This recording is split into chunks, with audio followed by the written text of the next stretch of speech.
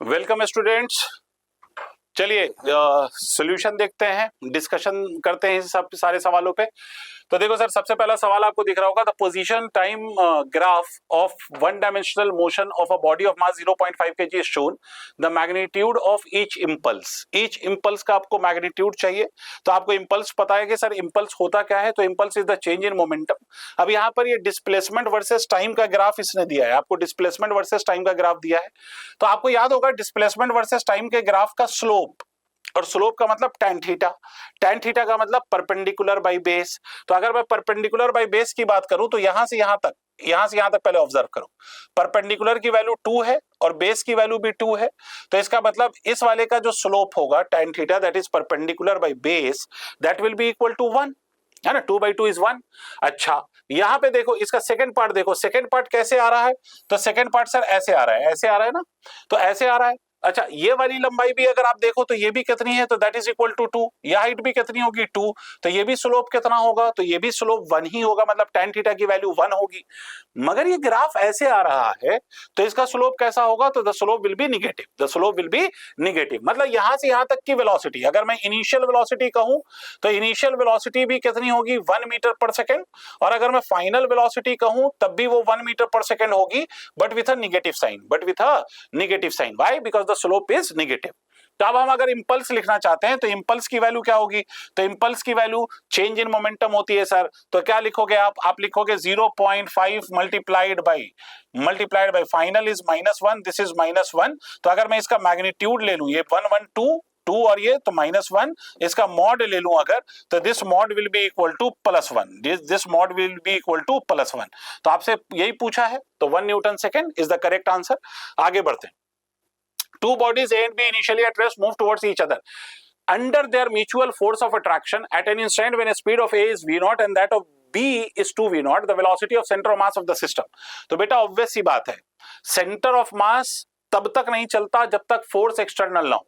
मतलब अगर initially rest में है तो सेंटर ऑफ मास फाइनली भी रेस्ट में रहेगा, that means velocity of centre of mass will not change if there is no external force, right. अब देखो आपको कैसे पता चला सर कि यहां पर there is no external force, क्योंकि साफ लिखा हुआ है कि they move towards each other under their mutual force of attraction. तो इसका मतलब there is no external force, and because there is no external force is equal to 0। External force कितना है 0, और इनिशियली सेंटर ऑफ मास अगर rest में है तो फाइनली भी सेंटर ऑफ मास रेस्ट में ही रहेगा, means velocity of centre of mass will not change, that means velocity of centre of mass will remain as 0, right. आगे बढ़ते हैं। तीसरा, particle of mass 2 kg moving with uniform speed 4√2 meter per second in xy plane along y is equal to x plus 3, the magnitude of its angular momentum about origin is। अब देखो angular momentum आप सबको पता है, angular momentum का मतलब होता है कि m into v into r perpendicular. अब यहां पर वो आपसे कह रहा है कि ये जो पार्टिकल है, ये वाला जो पार्टिकल है, this particle is moving along a straight line given by this equation. तो अगर मैं इस इक्वेशन से इसकी स्ट्रेट लाइन बनाऊं तो ये स्ट्रेट लाइन ऐसी बनेगी, बिकॉज अगर x को 0 रखोगे तो y विल बी 3, तो ये स्ट्रेट लाइन ऐसी बनेगी। और स्टैंडर्ड जो आपकी स्ट्रेट लाइन की इक्वेशन है, if you compare this equation with that, standard equation होती है mx प्लस ऑफ c। अगर आप इसके साथ इसको कंपेयर करो तो यहां पर x के साथ जो होता है वो स्लोप है ना, तो यहां x के साथ कुछ नहीं है, मतलब 1 है। इसका मतलब इस लाइन का स्लोप 1 है, और इस लाइन का स्लोप 1 होने का मतलब क्या हुआ कि ये जो एंगल है, ये angle this will B 45 degree, because tan 45 is 1। अब आपसे क्या कह रहा है कि पार्टिकल आपका कहां चल रहा है, इस लाइन पे चल रहा है, कितनी वेलोसिटी से, तो द वेलोसिटी इज 4√2 मीटर पर सेकेंड। क्या निकालना है, तो you have to find out the angular momentum of this particle. Angular momentum निकालने के लिए आपको क्या करना है, you just extend this line, और जिस पॉइंट के अबाउट एंगुलर मोमेंटम निकालना है वहां से इस पर परपेंडिकुलर ड्रॉप करते हो। क्या करते हो, परपेंडिकुलर ड्रॉप करते हो। लेटर से ये r परपेंडिकुलर है, तो अगर मैं r परपेंडिकुलर कैलकुलेट कर लूं तो I can write angular momentum as m into v into r perpendicular, है ना। अच्छा, ये वाली जो हाइट आपको दिखाई दे रही है, ये वाली height that is already given to you, it is 3 metres. अच्छा, ये 45 है, ये 90 है, तो this will also be equal to 45। तो इसका अगर आप r परपेंडिकुलर निकालोगे तो r परपेंडिकुलर क्या होगा, r परपेंडिकुलर, तो इस ट्रायंगल में आप sin थीटा निकाल दो, तो sin 45 है, ऑलरेडी गिवन है आपको, तो sin 45 is equal to perpendicular upon hypotenuse. Hypotenuse की वैल्यू कितनी 3, तो r परपेंडिकुलर की वैल्यू कितनी हुई 3/√2। 3/√2 क्यों आई, क्योंकि sin 45 इज 1/√2, राइट। तो अब आप एंगुलर मोमेंटम लिख सकते हो m into v into r perpendicular, m की वैल्यू 2, v की वैल्यू 4√2, v की वैल्यू 4√2 मल्टीप्लाइड बाई 3/√2, √2 से √2 कैंसिल हो गया, तो l की वैल्यू कितनी हो गई, l की वैल्यू हो गई 24 kg metre square per second, 24 kg metre square per second, ठीक है बेटे, 24 kg metre square per second. Okay, moving on to the next question, क्या कह रहा है, 2 cylinder of 1 which is hollow and other solid have same mass and same moment of inertia। भाई आपसे कह रहा है कि दो सिलेंडर, एक हॉलो है और एक क्या है, सॉलिड है, उन दोनों का मास भी सेम है, मोमेंट ऑफ इनर्शिया भी सेम है। तो आप सबको मालूम है कि हॉलो का moment of inertia mr square होता है, रेडियाई अलग अलग है, तो एक के रेडियस को मैं r1 ले लेता हूं, और सॉलिड का जो मोमेंट ऑफ इनर्शिया होता है वो होता है mr square divided by 2, m दोनों के लिए सेम है, तो सीधा आपको नजर आ रहा है कि r1 अपॉन r2 करोगे तो 1/√2 आएगा, एक बहुत सिंपल सा सवाल, तो this will be equal to 1/√2, right. ठीक है, आगे बढ़ जाइए। तो इसमें हम क्या कहें, next question, 2 vector are given as a and b, a की वैल्यू 2i cap minus of 3j cap minus of k cap, b की वैल्यू minus of 6i cap plus of 9j cap plus of 3k cap, the value of a cross b is, आपको क्या बताना है, a cross b। बेटा सीधा सा सवाल है, क्रॉस प्रोडक्ट आपको निकालना है, क्रॉस प्रोडक्ट इतना आपको आता होगा, फिर भी मैं एक बार सॉल्व किए दे रहा हूं। क्या करो, i कैप, j कैप, कौन सा कैप, k कैप, यहां पर 2 माइनस ऑफ 3 माइनस ऑफ 1, यहां पर minus of 6 plus of 9, plus लिखने की जरूरत नहीं है, 9 लिख देता हूं, ठीक है, और प्लस ऑफ 3। अब इसका क्रॉस प्रोडक्ट करें तो पहले i के अबाउट करेंगे, तो i जिस रो और जिस कॉलम में उसको हाइड कर दो, ये आप जानते हो, इन दोनों को मल्टीप्लाई करो, ये -9 होगा, this will B minus of -9, ये माइनस, इन दोनों के प्रोडक्ट के बीच में एक माइनस लगाते हो आप, और ये 9 और -1 को अगर मल्टीप्लाई करोगे तो दिस विल बी -1, कौन सा कैप, आई कैप। ऑल्टरनेट साइन चेंज होता है, पहले टर्म से पहले प्लस है तो उसके बाद क्या आएगा, उसके बाद आएगा माइनस, ठीक है, माइनस के बाद जे वाला, तो जे वाला क्या हो जाएगा, 6 माइनस ऑफ -6, तो this will B plus of 6, कौन सा कैप, जे कैप, उसके बाद प्लस ऑफ के, तो ये वाला टर्म हाइड कर दो, तो ये कितना हो जाएगा, 18 minus of minus will become plus, तो 18, कौन सा कैप, के कैप, तो this whole result will be equal to what, 0, तो this will be equal to 0। Clear है, आई होप आपको समझ में आ गया। Next question, 2 masses 6 kg and 4 kg are connected by an ideal string passing over a smooth pulley fixed at the ceiling. The magnitude of acceleration of center of mass, center of mass का acceleration पूछा है, क्या कहा है उसने कि भाई ये पुली है, ये एक ब्लॉक है, ये दूसरा ब्लॉक है, इन दोनों ब्लॉक को आपने ऐसे अटैच कर रखा है ना, और ये pulley is fixed to the ceiling. Clear, इस वाले ब्लॉक का मास कितना है, 6 किलोग्राम मान लो, इस वाले ब्लॉक का मास कितना है, 4 किलोग्राम मान लो। तो आपको पता है सर कि अगर ऐसा होगा तो एक ब्लॉक नीचे जा रहा होगा तो एक ब्लॉक ऊपर जा रहा होगा, दोनों का एक्सेलरेशन सेम होगा, because their direction of acceleration are opposite. तो एक एक्सेलरेशन को पॉजिटिव कहोगे तो दूसरे को निगेटिव कह लेना, लेकिन एक बात तो क्लियर है, मैग्नीट्यूड वाइज दोनों बराबर होंगे, magnitude wise both will be same, है ना। अब एक्सेलरेशन निकाल लो पहले, तो क्यों, क्योंकि हमें ultimately acceleration of centre of मास निकालना है। तो एक्सेलरेशन निकालने के लिए इस पे फोर्स 60, इस पे फोर्स 40, तो एक्सेलरेशन का आपने शॉर्टकट सीखा होगा, net pulling force divided by total mass. तो यहां से आप लिख सकते हो 60 minus of 40 divided by total mass 6 plus 4, तो ये हो जाएगा 20/10, that will be equal to 2 metre पर सेकेंड स्क्वायर। अब आपको क्या लिखना है, you have to find out the value of acceleration of centre of mass. Acceleration of centre of mass क्या होता है sir, m1a1 plus of m2a2 divided by m1 plus of what, m2। अब देखिए सर, m1 अगर इस वाले block को लिखे तो 6 मल्टीप्लाइड बाय 2, मैंने इस वाली डायरेक्शन ऑफ एक्सेलरेशन को पॉजिटिव ले लिया है, इस वाली डायरेक्शन को, तो इस वाली डायरेक्शन को I have to take it as negative. तो इसका मतलब क्या होगा, प्लस ऑफ 4 माइनस ऑफ 2, क्योंकि एक्सेलरेशन तो दोनों के सेम है, 6 प्लस ऑफ 4, तो ये कितना हो गया, 12 माइनस ऑफ 8, तो 12 में से 8 घटा दो, ठीक है, तो acceleration of centre of mass, acceleration of centre of mass क्या हो जाएगा, 12 minus of 8 will be 4 divided by कितना, 10 will be equal to 0.4 metre पर second square. This will be the acceleration of centre of mass, this will be the acceleration of centre of mass. Clear है, okay, moving on to this is the question based on the torque. अच्छा, आपको torque के बारे में पता है कि force into perpendicular distance या F into r into sine theta, जो आपको अच्छा लगे वो अप्लाई कर लीजिए।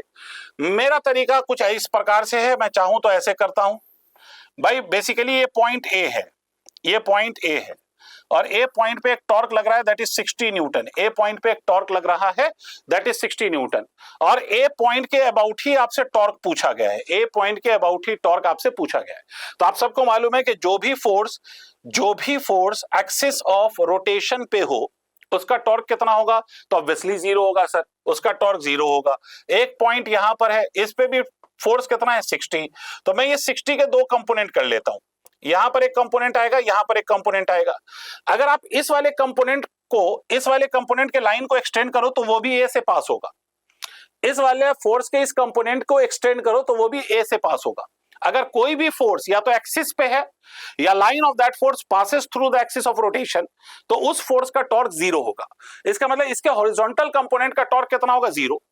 वर्टिकल कंपोनेंट का टॉर्क होगा जो अभी हम लिखेंगे, तो यहां इसका वर्टिकल कंपोनेंट 60 sin 60 आ जाएगा। 60 sin 60 इसका मतलब हो गया this will be equal to 30√3 because sin 60 is equal to √3/2, right. नीचे एक फोर्स है, वो फोर्स कितना है, तो वो फोर्स इज इक्वल टू 50 है। नीचे का जो फोर्स है दैट इज इक्वल टू 50 है। अच्छा, एक और फोर्स यहां देखिए साहब, यहां पर देखिए दो फोर्सेस हैं, एक 20 न्यूटन है, तो 20 न्यूटन का वंस अगेन आपको नजर आ रहा है कि टॉर्क क्या होगा, जीरो, बिकॉज लाइन को एक्सटेंड करो again it is passing through the axis of rotation, तो इसका भी टॉर्क जीरो। एक फोर्स ऐसे दिख रहा होगा आपको, देखिए 40 न्यूटन, भाई ये 120 डिग्री है, तो ये वाला एंगल कितना होगा, 60 डिग्री।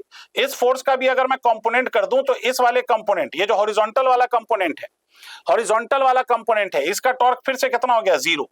सिर्फ और सिर्फ किसका कंपोनेंट टॉर्क आएगा, वर्टिकल वाले कंपोनेंट का। किसका कंपोनेंट आएगा, सॉरी टॉर्क आएगा वर्टिकल वाले कंपोनेंट का। तो 40 sin 60, sin 60 मतलब √3/2, इसका मतलब कितना हो गया 20√3। तो टॉर्क आएगा इस वाले का, टॉर्क आएगा इस वाले का और टॉर्क आएगा इस वाले का। There are 3 forces due to which you will get the torque. बाकी फोर्सेस का torque will be zero because they are passing through the axis of rotation. Clear. तो आप देखो सर, इस वाले के लिए, इन दोनों फोर्स के लिए जो ये डिस्टेंस है वो L/2 है और इस वाले फोर्स के लिए, ये वाला जो फोर्स है, ये वाला, इस वाले के लिए जो ये डिस्टेंस है वो L है। अब आप टॉर्क की डायरेक्शन देखिए और लिख दीजिए, है ना। तो इस वाले टॉर्क की अगर मैं डायरेक्शन देखूं, इस वाले की, तो ये R, ये तो टॉर्क बाहर, इस वाले के लिए टॉर्क अंदर, इस वाले के लिए टॉर्क फिर से बाहर, तो दो टॉर्क बाहर की तरफ और एक टॉर्क अंदर की तरफ। तो नेट टॉर्क अबाउट ए अगर आप लिखोगे तो क्या लिखोगे, 30√3 मल्टीप्लाइड बाय इसका डिस्टेंस, परपेंडिकुलर डिस्टेंस L/2 और L की वैल्यू 4 है, तो कितना हो जाएगा 2। उसके बाद प्लस ऑफ इस वाले को लिख रहा हूं मैं क्योंकि दोनों की डायरेक्शन सेम है, तो 20√3, इसका L कितना है 4 है, ठीक है। माइनस ऑफ, माइनस इसलिए कि इस वाले का टॉर्क अगर आप देखोगे तो अपोजिट है, मतलब इनवर्ड, इस वाले का बाहर की तरफ और इस वाले का अंदर की तरफ, ठीक है। तो इसलिए क्या लिखोगे, -50 मल्टीप्लाइड बाई 2, -50 मल्टीप्लाइड बाई 2। अब इसको अगर आप सॉल्व कर लें तो इसको सॉल्व करेंगे तो 60 और ये 80, तो ये कितना हो जाएगा 60 और 80, ठीक है। तो ये 140√3 माइनस ऑफ 100, ये सॉल्व करके आप देख लीजिएगा तो अप्रोक्सीमेटली 142.5 आएगा, लगभग 142.5 आ जाएगा न्यूटन मीटर, राइट। आगे बढ़ते हैं, 8वां सवाल। आप देखिए सवाल, ये बड़ा आसान सा सवाल लग रहा है। The angular momentum of a body is given by this, the net torque acting on the body, कुछ नहीं है बेटा, tau is equal to dl/dt, मतलब कुछ नहीं करना, आपको एंगुलर मोमेंटम को डिफरेंशिएट कर देना है। तो अगर आप इसको डिफरेंशिएट करोगे तो ये हो जाएगा 8t प्लस ऑफ 2 और 7 का डिफरेंशिएशन 0। टॉर्क कब चाहिए, 2 सेकंड पे, तो t की जगह क्या रख दो, 2 रख दो, तो 8 to the 16 प्लस ऑफ 2, चाहो तो मैं लिख दे रहा हूं 8 to the 16 plus of 2, that will be equal to 18, खत्म, राइट। आगे बढ़ते हैं। The angular velocity omega of the particle is given by, ये भी आसान सा सवाल लग रहा है।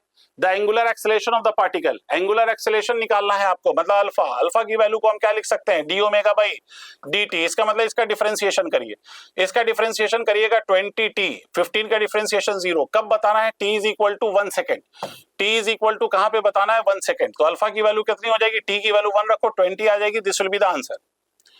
आगे बढ़ते हैं। Two disc of same moment of inertia rotating about their central axis passing through the centre and perpendicular to the plane of the disc with angular velocities ω1 और ω2। ये एंगुलर वेलोसिटीज है ω1 and ω2, clear, in opposite direction. अब यहां पर देखिए ये दोनों velocities opposite direction में, इनिशियली ये दोनों अपोजिट डायरेक्शन में है। उसके बाद कह रहा है they are brought in contact face to face coinciding the axis of rotation. इसका मतलब ये होगा कि अगर ये आपका डिस्क है and this is rotating in this direction with some angular velocity of omega 1, तो दूसरी जो डिस्क है this is rotating in this direction with an angular velocity of omega 2। अब इन दोनों को एक दूसरे के फेस टू फेस रख दिया और इस तरह से रखा such that their axis coincides। तो आप एक बात समझिए कि जब दो डिस्क को एक साथ रख दोगे तो दोनों एक ही एंगुलर वेलोसिटी से कुछ समय के बाद दोनों एक ही एंगुलर वेलोसिटी से एक ही डायरेक्शन में रोटेट करना शुरू कर देगी। इसका मतलब इस पूरे प्रोसेस में हमारा जो मोमेंटम है एंगुलर मोमेंटम, इस पूरे प्रोसेस में हमारा एंगुलर मोमेंटम क्या होगा? कंजर्व्ड होगा। इस पूरे प्रोसेस में हमारा एंगुलर मोमेंटम क्या होगा? कंजर्व्ड। और दोनों की एंगुलर वेलोसिटी अपोजिट है। इसका मतलब I1 omega 1 minus of I2 omega 2 this will be equal to twice of I omega. Why I am writing twice of I omega? Because दोनों का मोमेंट ऑफ इनर्शिया सेम है। या तो आप चाहो ऐसे लिख देता हूं, दोनों फाइनली सेम एंगुलर वेलोसिटी से घूमेंगे तो I omega plus of I omega this will B 2I omega. अच्छा, I1 और ओमेगा 1 में भी I दोनों का तो सेम है ना, तो इसका मतलब आप इसको ऐसे लिख दीजिए I omega 1 minus of I omega 2 I। तो इसका मतलब ये हो गया ये 2 ओमेगा। तो ओमेगा की वैल्यू कितनी हो गई? Omega 1 minus of omega 2 divided by 2। अब हमसे सवाल में कहता है कि लॉस इन काइनेटिक एनर्जी बताओ। तो लॉस इन काइनेटिक एनर्जी बताने का मतलब है कि इनिशियल काइनेटिक एनर्जी ज्यादा होगी, जाहिर है। तो इनिशियल में से किसको सब्ट्रैक्ट कर दो? तो इनिशियल काइनेटिक एनर्जी में से फाइनल को सब्ट्रैक्ट करो। इनिशियल कितनी है? हाफ I ओमेगा 1 का square plus of half I omega 2 का square minus of half into I into final angular velocity का स्क्वायर मल्टीप्लाइड बाई 2। क्योंकि देखो ये जब मैंने लिखा ना हाफ I ओमेगा स्क्वायर, तो दिस इज ओनली फॉर 1 और यहां पर कितने डिस्क है? तो यहां पर 2 डिस्क है, तो 2 से मल्टीप्लाई कर दो।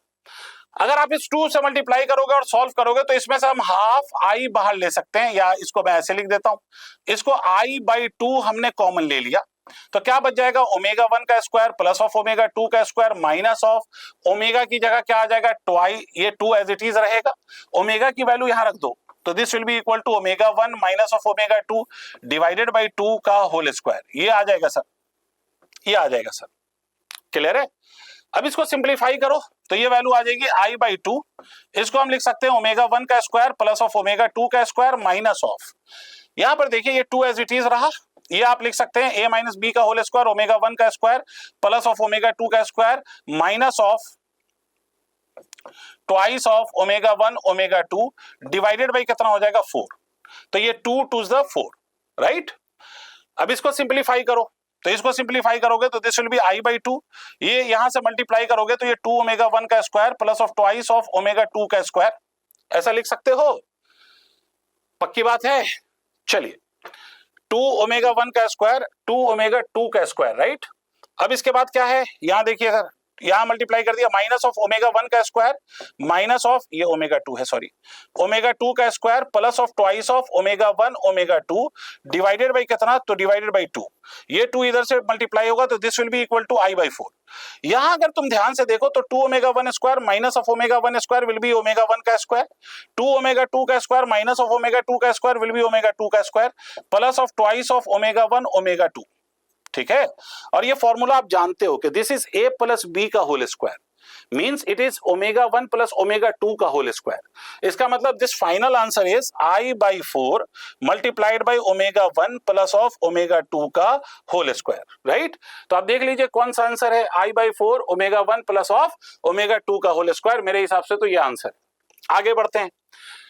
The mass m1 and m2 are attached at the ends of a light rod of length L. The moment of inertia of the system about an axis perpendicular to the rod and passing through the center of mass. Perpendicular to the rod and passing through the center of mass. दो particles हैं, एक particle का मास m1, एक particle का मास m2, और इन दोनों के बीच की दूरी कितनी है? L है। m2 की वैल्यू आपको ऑलरेडी गिवन है तो डायरेक्टली वैल्यू पुट कर देते हैं 2m, और m1 की भी वैल्यू आपको गिवन है तो डायरेक्टली वैल्यू पुट कर देते हैं m। क्लियर है? अब इसके बाद देखिए सर, आपसे कह रहा है कि इनके सेंटर ऑफ मास, तो आप सबको मालूम है कि centre of mass will be closer to the body of heavier mass, तो सेंटर ऑफ मास इसी के पास होगा। मान लो इसकी दूरी मैं यहां से R2 मान लेता हूं, तो यहां से इसकी दूरी मैं R1 मान लेता हूं। मैं सिर्फ आपको एक बात याद दिलाता हुआ चल रहा हूं कि अगर मान लीजिए we have 2 particles and this is m1, this particle is m2 और सेंटर ऑफ मास कहीं यहां पर है और ये वाली दूरी r1 है और ये वाली दूरी r2 है। तो ये r1 की वैल्यू क्या होती है? तो r1 लिखने के लिए हम लिख सकते हैं m2 upon m1 plus of m2 multiplied by r। और r2 क्या होता है? r2 होता है m1 upon m1 plus of m2 multiplied by r। मतलब जो दूरी लिख रहे हैं आप, r1 लिख रहे हैं तो m2 लिखिएगा और r2 लिख रहे हैं तो m1 लिखिएगा। इनवर्स रेशियो में centre of mass, inverse ratio में सेंटर ऑफ मास पूरी लाइन को डिवाइड करता है, राइट। तो यहां हमें क्या चाहिए? मोमेंट ऑफ इनर्शिया चाहिए। तो मोमेंट ऑफ इनर्शिया के लिए इस वाले को अगर हम लिखें तो इसका मास 2m। अब इसका हम डिस्टेंस लिखना चाहते हैं, राइट। तो इसका डिस्टेंस लिखने के लिए देखो m divided by sum of mass 3m multiplied by l का होल स्क्वायर। ठीक है, इस फॉर्मूले का इस्तेमाल करेंगे, है ना। इसी तरह से इसका लिखना चाहते हैं तो m है इसका मास और इसके लिए ये डिस्टेंस कैसे लिखोगे? तो इस डिस्टेंस को लिखने के लिए इसका उल्टा वाला मास लिख दो। मतलब इसका लिख रहा है डिस्टेंस तो ये वाला मास लीजिए। तो 2m upon 3m multiplied by l का होल स्क्वायर। अब इसको सॉल्व कर दीजिए तो आपको यहां से दिख रहा होगा m से m सन्नाटे में चला गया, ये कितना हो जाएगा? l square by 9। तो ये होगा 2m l square by 9 plus of m से m सन्नाटे में चला गया तो ये कितना हो गया? 4 ml square by 9, right. 4 ml square by 9। तो 4 2 6 तो 6 ml स्क्वायर बाई 9 तो 2 ml square by 3, 2 ml square by 3। देखो कहीं आंसर है क्या? यहां है। चलो आगे बढ़ते हैं। नेक्स्ट क्वेश्चन आपसे कह रहा है कि uniform rod of P Q hinged at P, यहां पर हिंज्ड है भाई, इस पॉइंट के अबाउट ये रोटेट करेगा, इस पॉइंट के अबाउट ये क्या करेगा? रोटेट। कब? जब ये रस्सी कटेगी। आपसे सवाल में कह रहा है पढ़ लो आप सवाल, और आपने पढ़ा भी होगा अगर आपने टेस्ट दिया है तो। ये रस्सी जब कटेगी तो आपसे पूछा जा रहा है कि what is the value of angular acceleration. तो कोई रॉकेट साइंस नहीं है, जैसे ये रस्सी कटेगी यहां पर जो m है, मतलब mg the force that will make the rod rotate about it's and. And K about ये क्या करेगा? रोटेट कर देगा इस रॉड को। तो क्या होगा सर? इसमें अल्फा कैसे निकालोगे? तो दो तरीके से। टॉर्क का फॉर्मूला हम जानते हैं, फोर्स इंटू परपेंडिकुलर डिस्टेंस, और टॉर्क का फॉर्मूला हम जानते हैं I इंटू अल्फा। तो यहां क्या लिखेंगे? mg multiplied by l by 2 is equal to I मतलब moment of inertia, moment of inertia end K about, क्योंकि एंड के अबाउट ही रोटेट कर रहा है। तो जिस एक्सिस के अबाउट टॉर्क लिखते हैं उसी एक्सिस के अबाउट मोमेंट ऑफ इनर्शिया भी लिखते हैं। तो ml square by 3 into alpha. तो अब यहां से सॉल्व कर लो, m से m कट जाएगा, एक l से एक l कट जाएगा, तो अल्फा की वैल्यू क्या हो जाएगी? 3g by 2l, 3g by 2l। मेरे हिसाब से तो यही आएगा, 3g बाई 2l। आगे बढ़ते हैं। इसमें कह रहा है a cross b a dot b के बराबर है, then the value of a plus b, magnitude of a cross b। तो बेटा magnitude of a cross b क्या होता है? A B sine theta. ये आपसे कह रहा है कि a डॉट b के बराबर है, मतलब ए बी कॉस थीटा के बराबर है। ए बी से ए बी छम छम, तो मतलब साइन थीटा किसके बराबर है? कॉस थीटा के बराबर है। और ये कब हो सकता है? जब थीटा की वैल्यू कितनी हो? 45 डिग्री हो। जब थीटा की वैल्यू कितनी हो? 45 डिग्री। या फिर ऐसे नहीं समझ में आए तो साइन थीटा कॉस थीटा को इधर ले आओ, तो sine theta by cos theta will become tan theta. Tan theta की वैल्यू 1 आ रही होगी, तो 1 कब आएगी टेन थीटा की वैल्यू? जब थीटा 45 हो। अब जब आपको थीटा पता चल गया तो वेक्टर सम करना है, बस सीधा सीधा आपको वेक्टर सम। आप जानते ही हो कि a प्लस बी का अगर मुझे मैग्नीट्यूड निकालना है तो क्या करोगे? Under root of a square plus of b square plus of twice of a b cos 45, cos of 45 ये करना है। cos 45 की वैल्यू कितनी होती है भाई? 1/√2। सॉल्व करके देखो तो ये वाला आंसर आ जाएगा। क्लियर है? आगे बढ़ते हैं। The work done by the gravity on a body moving upward. ये तो बहुत आसान सा सवाल है कि बॉडी जो ऊपर जा रही है उस पर ग्रेविटी का वर्क डन। तो बॉडी ऊपर जा रही है, ग्रेविटी हमेशा नीचे लगती है, तो फोर्स और डिस्प्लेसमेंट अपोजिट डायरेक्शन में, और अपोजिट डायरेक्शन में तो वर्क डन कैसा आएगा? वर्क डन निगेटिव आएगा भाई। आगे बढ़ते हैं। आपसे कह रहा है कि a is equal to I cap plus of 2j cap plus of 5k cap, और b vector is equal to I cap plus of 5j cap plus of 7k cap. Then the projection of a on b would be. a का प्रोजेक्शन किस पे चाहिए अपने को? b पे। बेटा जब भी प्रोजेक्शन की बात हो इसका मतलब है कंपोनेंट चाहिए। किसका कंपोनेंट? किसका कंपोनेंट चाहिए? a का। किस पर चाहिए? b पे। तो कंपोनेंट का मतलब एक वेक्टर का कंपोनेंट दूसरे वेक्टर पे का मतलब होता है डॉट प्रोडक्ट। ठीक है, मतलब क्या करो आप जानते हो कि dot product a dot b is written as magnitude of a magnitude of b cos theta. हमें चाहिए ए का प्रोजेक्शन, मतलब ए का कंपोनेंट, और ए का कंपोनेंट कुछ और नहीं है बल्कि ए कॉस थीटा है, और ए कॉस थीटा का मतलब हो गया A dot B divided by what, तो divided by magnitude of B. याद रखिएगा ये बी के ऊपर वेक्टर नहीं लगाया मैंने, मतलब मैग्नीट्यूड। अब ए कॉस थीटा की वैल्यू चाहिए आपको, तो ए कॉस थीटा की वैल्यू चलिए ए डॉट बी करते हैं, I dot I will be equal to 1 plus 2j और 5j, तो कितना हो गया 10 प्लस 5k 7k कितना हो गया 35 divided by under root of magnitude चाहिए ना बी का, तो बी का मैग्नीट्यूड 1 का स्क्वायर प्लस ऑफ 5 का स्क्वायर प्लस ऑफ 7 का स्क्वायर, राइट। तो 35 और 10 कितना हो गया 45 प्लस ऑफ 1 46। अगर आंसर में देखो तो दो जगहों पे 46 दे दिया है, खैर चलो इसको हम 46 लिख देते हैं, और ये आपको दिखाई दे ही रहा होगा कि 30 तो नहीं है, 30 नहीं है, इसका मतलब 5√3 होगा। वैसे भी आपको दिख रहा है 49 प्लस ऑफ 25 74 प्लस ऑफ 1, तो 5√3 आ जाएगा, 75 आएगा ये पूरा, तो इसको हम लिख सकते हैं 5√3। आगे बढ़ते हैं।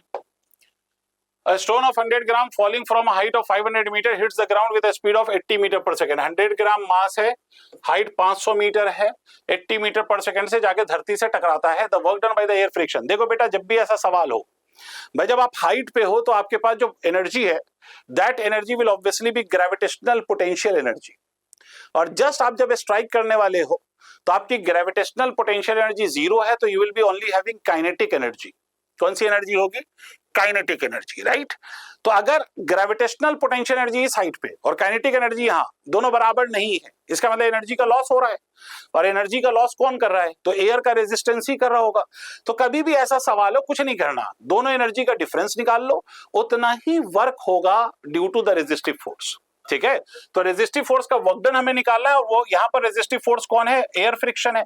तो इसका वर्क डन निकालने के लिए क्या करो? कुछ नहीं, mgh की वैल्यू लिखो, तो 100 divided by 1000 because it is in gram, multiplied by g की वैल्यू कितनी 10 multiplied by h is equal to 500 minus of half, m की value 100 divided by what 1000 multiplied by what v का square that is 80 का square. Solve करिए, तो solve करिएगा ये वाला टर्म कैंसिल हो जाएगा, this will be equal to 500 minus of ये 2 जीरो से छमछम हो जाएगा, तो ये कितना हो गया 1/20 मल्टीप्लाइड बाय 6400, राइट। ये जीरो से ये जीरो कैंसिल, तो ये हो गया 320, तो ये वैल्यू कितनी हो जाएगी 500 minus of 320 that will be equal to 180 joule, ठीक है।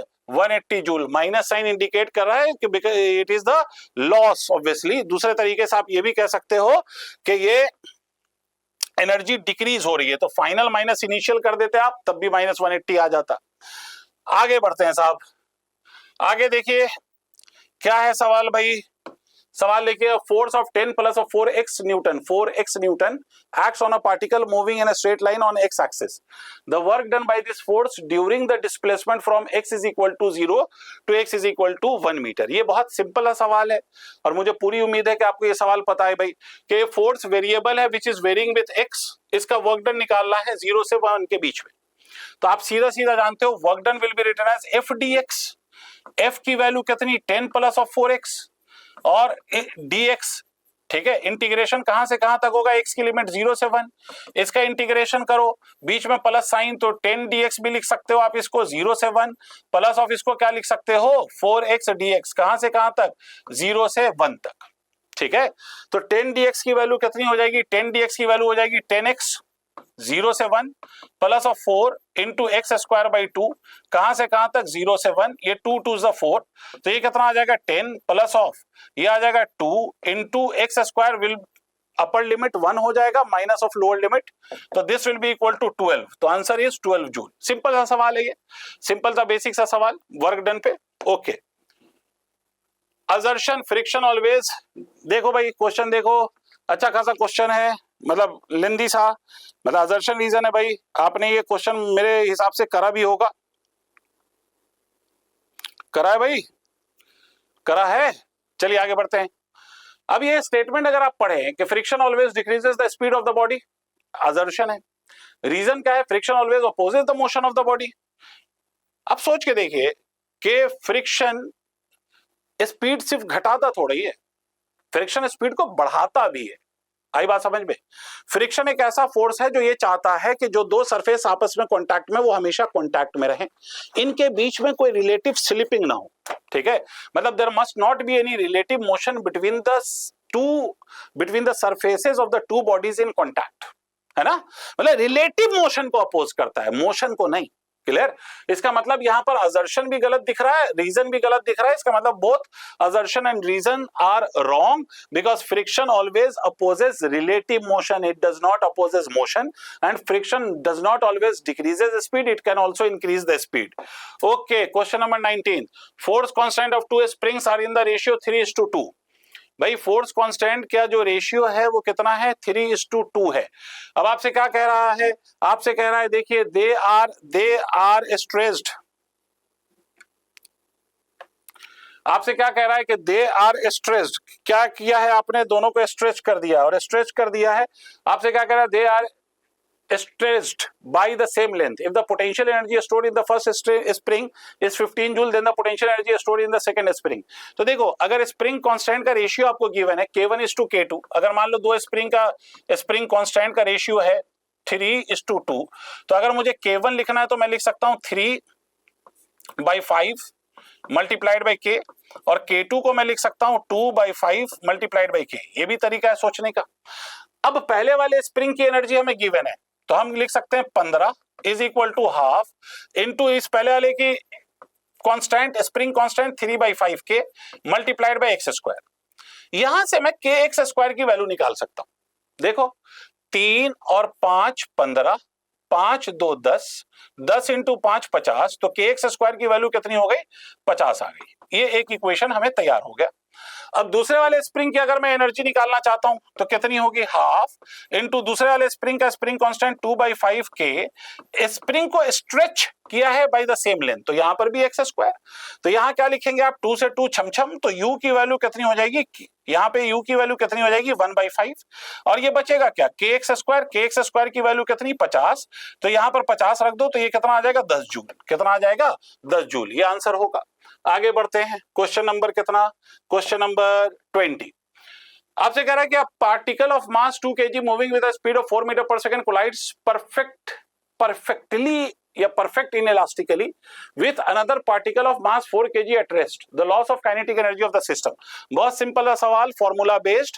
एक बात सीधी सी है बेटा कि कोलिजन कोई सा भी हो जिसमें एनर्जी का अगर लॉस हो रहा है, तो उस एनर्जी के लॉस को आप सिंपली लिख सकते हो half m1 m2 divided by m1 plus of m2 into u1 minus of u2 का whole square multiplied by 1 minus of e²। This is valid for each kind of collision. E की value कुछ भी हो इसके लिए valid है। यहां पर सवाल में हमसे कह रहा है परफेक्ट इनइलास्टिकली कोलाइड हुआ है, मतलब परफेक्टली इनइलास्टिक कोलिजन है। परफेक्टली इनइलास्टिक कोलिजन में ई की वैल्यू कितनी होती है? 0।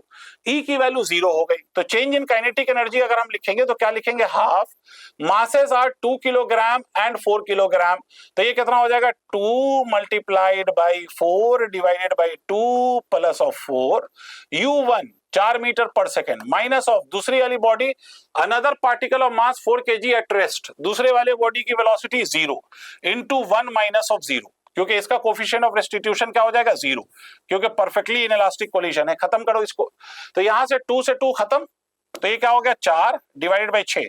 यहां पर स्क्वायर है सर, यहां पर स्क्वायर है, तो यहां कितना हो जाएगा? 16।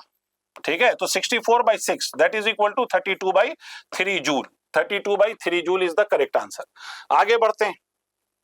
नेक्स्ट भाई, ब्लॉक ऑफ मास, ये भी सवाल आप देख रहे होगे कि ये बहुत सिंपल सा सवाल है कि a block of mass 10 kilogram is displaced by 10 metre towards right by the application of force F as shown in the figure, the work done by the force। तो कुछ नहीं करना, डिस्प्लेसमेंट इधर हो रहा है तो उधर ही फोर्स ले लो।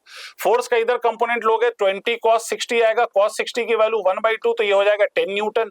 तो वर्क डन की वैल्यू कितनी हो जाएगी? वर्क डन की वैल्यू हो गई force multiplied by displacement is also 10, मतलब 100 joule is the work done. बिल्कुल सिंपल है सवाल, बिल्कुल सिंपल है सवाल, हर बच्चे ने सॉल्व कर दिया होगा, सबने करेक्टली सॉल्व किया होगा, सबका सॉल्यूशन एकदम बिल्कुल करेक्ट होगा। अरे हाँ ना बोलो भाई, हाँ ना बोलो भाई। ठीक है, अब देखिए इस सवाल को, देखिए इस सवाल में वो आपसे कह रहा है कि 2 ब्लॉक्स हैं, 2 ब्लॉक्स, एक का मास कितना है? तो one is of mass 0.5 kg, another one is of mass 4.5 kg। ये 2 ब्लॉक्स हैं, इनके मासेस आपको गिवन है। ठीक है साहब, अब आपसे क्या कह रहा है, हॉरिजॉन्टल फ्रिक्शनलेस टेबल पे रखा हुआ है ये दोनों ब्लॉक, और आपसे क्या कह रहा है, तो आपसे ये कह रहा है कि the coefficient of static friction between the two block is 3/7। इसका मतलब इन दोनों के बीच कोफिशिएंट ऑफ फ्रिक्शन है 3/7। ये सरफेस स्मूथ सरफेस है, तो म्यू की वैल्यू कितनी है, 0 है, smooth surface. Then the maximum horizontal force that can be applied on the larger block so that the block move together is, और इसमें इसने स्पेशली कहा है कि take g is equal to 9.8 metre पर सेकेंड स्क्वायर, राइट। देखो sir, ये दोनों ब्लॉक के बीच में स्लिपिंग कब होगी, जब जिस ब्लॉक को फ्रिक्शन चला रहा है उस फ्रिक्शन का जो acceleration given by the friction, देखो ऊपर वाले ब्लॉक को अगर साथ चलना है तो इसको साथ नीचे वाले के साथ चला सकता है फ्रिक्शन ही। ऊपर वाले ब्लॉक का मास कितना है, 0.5 kg है, 0.5 kg, और इसको आगे कौन चला सकता है, फ्रिक्शन। तो फ्रिक्शन जो इसको एक्सेलरेशन प्रोवाइड करेगा, acceleration that will be equal to F/m, और आप जानते हैं फ्रिक्शन को मैं इस केस में म्यू mg लिख सकता हूं, म्यू mg m कैंसिल, तो एक्सेलरेशन की वैल्यू हो गई म्यू इंटू जी, एक तो ये हो गया। और दोनों को अगर साथ साथ चलना है तो दोनों का साथ साथ एक्सेलरेशन, साथ दोनों को आप एज वन बॉडी अगर ट्रीट कर लो तो ये 5 किलोग्राम का हो गया और ये F है, तो ये फोर्स जो इसको एक्सेलरेशन प्रोवाइड करेगा that is equal to F/5। ये आपका एक्सेलरेशन इस एक्सेलरेशन से या तो छोटा होना चाहिए या बराबर हो सकता है। मैक्सिमम पूछा है तो मतलब मैं ये कह सकता हूं ये वाला एक्सेलरेशन इस वाले एक्सेलरेशन से बराबर होना चाहिए। दैट मींस दोनों को साथ चलने की कंडीशन क्या है कि F/5 must be equal to mu into ji. That means F will be equal to 5 times of mu की वैल्यू 3/7, जी की वैल्यू कितनी, तो जी की वैल्यू उसने कहा है 9.8 ले लो। इसको सॉल्व करके चेक कर लीजिएगा तो ये जो आंसर आएगा दैट विल बी 21। क्लियर है, आगे बढ़ते हैं साहब। ये in a conservative field the potential energy U as a function of position x is given as U is equal to x square plus of x plus of 3। ये आपको potential energy given है। Then the corresponding conservative force is, तो आप लोगों को ये general सा एक रिजल्ट याद होगा कि F is equal to minus of du/dr होता है, और यहाँ पर पोटेंशियल एनर्जी x का फंक्शन है, तो सिंपली मैं इसको माइनस ऑफ du/dx लिख सकता हूं। तो फोर्स की वैल्यू क्या होगी, तो फोर्स की वैल्यू हो जाएगी, इसका डिफरेंशिएशन कर दो, तो एक्स स्क्वायर का डिफरेंशिएशन 2x और प्लस ऑफ x का डिफरेंशिएशन 1 और इस 3 का डिफरेंशिएशन 0। इसका मतलब ये कितना हो जाएगा, ये माइनस ऑफ 2x प्लस 1। ऐसा कोई ऑप्शन दिखाई दे रहा है आपको, माइनस से मल्टीप्लाई करेंगे दोनों माइनस आएगा, इसका मतलब इसका फोर्थ ऑप्शन करेक्ट है। राइट बेटा, फोर्थ ऑप्शन करेक्ट है। आगे बढ़ते हैं। इस वाले सवाल को अगर आप देखें, particle P strikes the inclined smooth horizontal and rebounds vertically, horizontally strike करता है और रिबाउंड कैसे कर जाता है, तो रिबाउंड कर जाता है वर्टिकली। ठीक है साहब, vertically as shown in the figure. If the angle theta is 60 degree then the coefficient of restitution, आपसे कह रहा है कि यहां पर वाला जो एंगल है वो 60 डिग्री है।